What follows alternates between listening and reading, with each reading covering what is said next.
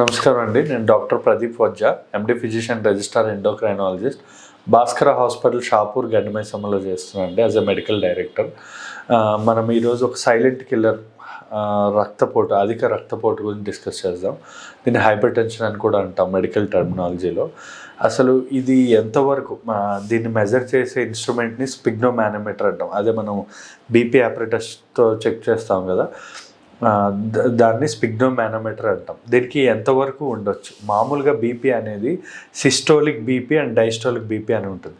పైన 120, కింద 80, ఇది నార్మల్ అన్నమాట. సిస్టోలిక్ అంటే హార్ట్ కొట్టుకునేటప్పుడు వచ్చే ప్రెషర్ని సిస్టోలిక్ ప్రెషర్ అంటాం. అది పైన బీపీ అంటాం అనమాట.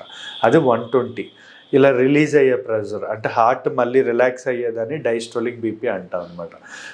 దాని ప్రెషర్ 80 వరకు ఉండాలి. ఇప్పుడు ఈ 120/80 అనేది నార్మల్ అనమాట. కానీ ఇప్పుడు మా గైడ్లైన్స్ ప్రకారం 140 వరకు కూడా, 140/90 వరకు కూడా ట్రీట్మెంట్ ఇవ్వాల్సిన అవసరం లేదు, మెయిన్గా మన ఇండియన్ పేషెంట్స్కి అయితే. సో మనకి అసలు ఇప్పుడు ఈ బీపీని సైలెంట్ కిల్లర్ అని ఎందుకు అంటాము అంటే, రీజన్ ఈజ్ దట్ బీపీకి ఎటువంటి సిమ్టమ్స్, సైన్స్ చాలా మటుకు ఉండవు లాస్ట్ స్టేజెస్. అంటే ఏదో 200, 210 బీపీ వచ్చినప్పుడు తప్ప ఈ 160, 150, 170 ఉన్నప్పుడు ఎవరికి కూడా ఏ యొక్క లక్షణాలు కూడా కనబడవండి. దానివల్ల ఏమవుతుంది అంటే, మనకి ఆ బీపీ ఉందని తెలియకపోవడం వల్ల మనకి లాస్ట్లో ఎండ్ ఆర్గాన్ డ్యామేజ్, అంటే కిడ్నీలు ఫెయిల్ అవ్వడం, హార్ట్ ఫెయిల్ అవ్వడం, లేదా కంటి చూపు దెబ్బతినడం కానీ, లేదా వేరే రకమైన బ్రెయిన్ స్ట్రోక్స్ రావడం కానీ, ఇలాంటివన్నీ జరుగుతుంటాయి. అందుకే దీన్ని సైలెంట్ కిల్లర్ అని అంటాం. అసలు బీపీ ఎందువల్ల వస్తుంది అనేది మనం తెలుసుకోవాలి. ఇది సింపుల్గా మనం మీకు వాడుక భాషలో చెప్పాలనుకోండి, ఇప్పుడు మనం దానికి ఎన్ని కారణాలైనా ఉండొచ్చు. ఫర్ ఎగ్జాంపుల్, వాల్యూమ్ పెరగడం వల్ల, మన బాడీలో నీరు శాతం పెరగడం వల్ల, అంటే గుండె సరిగా పంప్ చేయక, బ్లడ్ అనేది సరిగా పంప్ చేయక ఆ బ్లడ్ ప్లేస్లో నీరు అనేది ఏర్పడుతుంది అన్నమాట.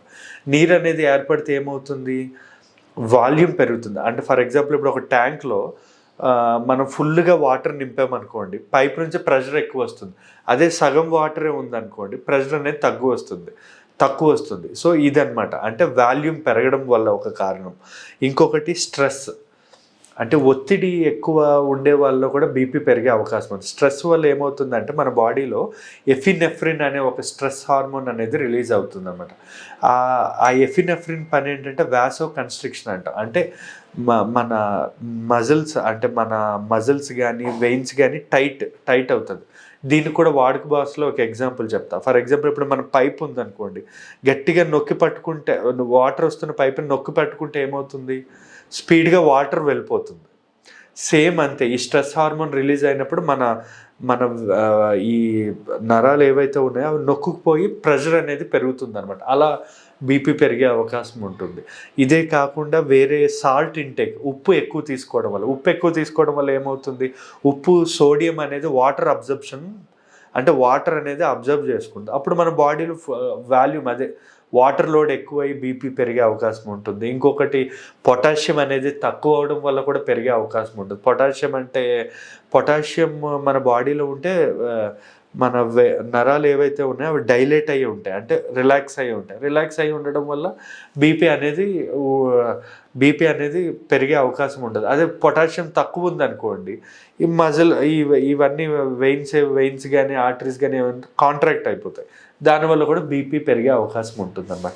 ఈ బీపీ అన్నది ఎప్పుడు ఎమర్జెన్సీ అంటే, బీపీ అనేది 180/90, 180/100 దాటింది అనుకోండి, దాన్ని హైపర్ టెన్సివ్ క్రైసిస్ అంటాం.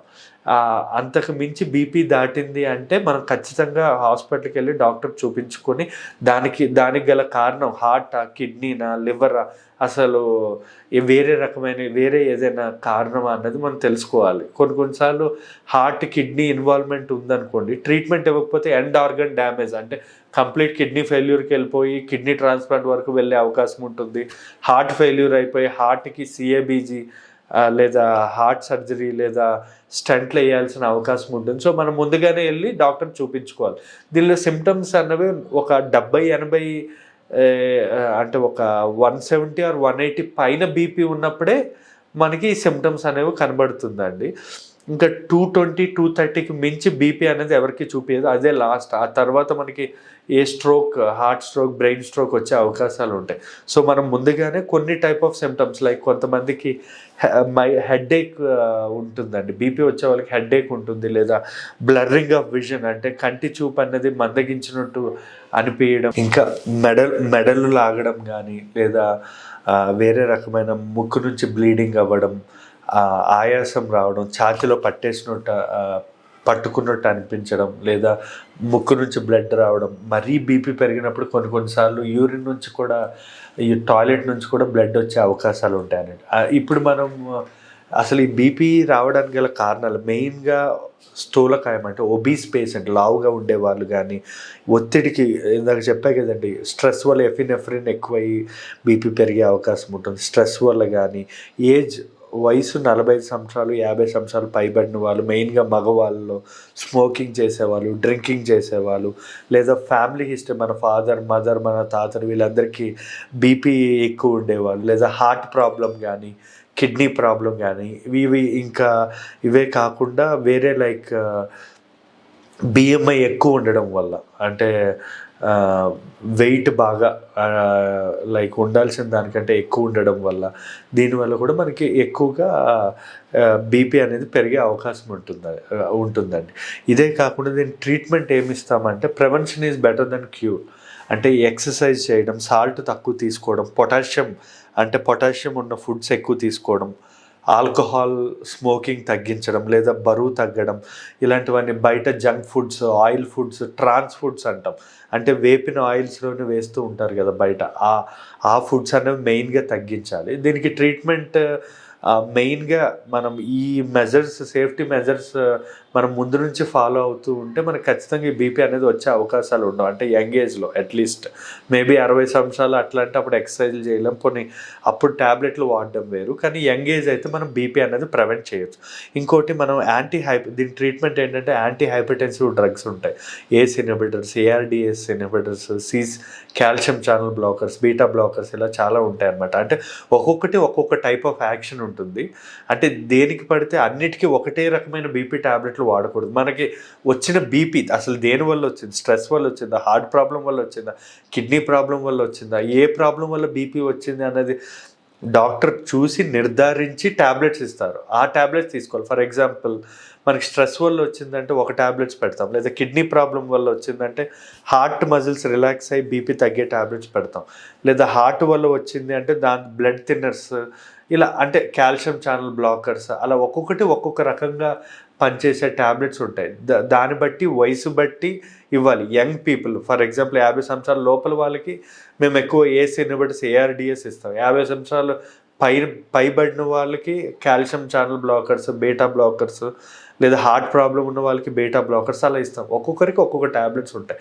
అందరూ మనకి ఇప్పుడు మార్కెట్లో చూస్తే ప్రతి ఒక్కరూ బేసికల్గా సేమ్ ట్యాబ్లెట్స్ వాడుతూ ఉంటారు. కానీ అలా కాదు. అసలు వాళ్ళకి బీపీ ఎందువల్ల వచ్చింది, దాన్ని మనం కంట్రోల్ చేసామనుకోండి, లైఫ్ లాంగ్ ఆ ఒక్క ట్యాబ్లెట్తోనే మనకు కంట్రోల్ అయిపోతుంది. Thank you.